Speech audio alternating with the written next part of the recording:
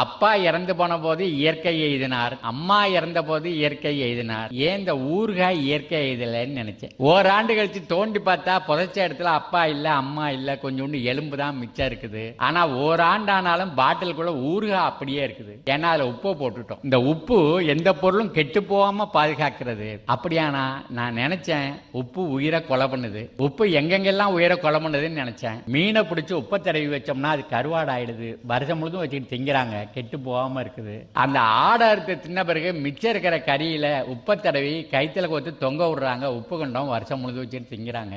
ஆடை அறுத்து தின்ன பிறகு அந்த தோலை எடுத்து அதுல செருப்பு தைக்கிறதுக்கு முன்னாடி அதுல உப்பைத்தான் தடவி வைக்கிறாங்க. அது கெட்டியாயிடுது. அதுல செருப்பு தைக்கிறாங்க, பூட்ஸ் தைக்கிறாங்க, பெல்ட் தைக்கிறாங்க, பர்ஸ் தைக்கிறாங்க, பை தைக்கிறாங்க. அப்படியானா மூட்டை மூட்டையா லாரி லாரியா அந்த யூரியாவையும் டிஏபியும் பொட்டாசியும் அமோனியம் சல்பேட்டையும் மண்ணில் கொண்டு போய் கொட்டினாங்களே. நம்ம நிலமெல்லாம் இப்ப கருவாடாவும் உப்பு கண்டமாகவும் இருக்குன்னு நினைச்சேன்.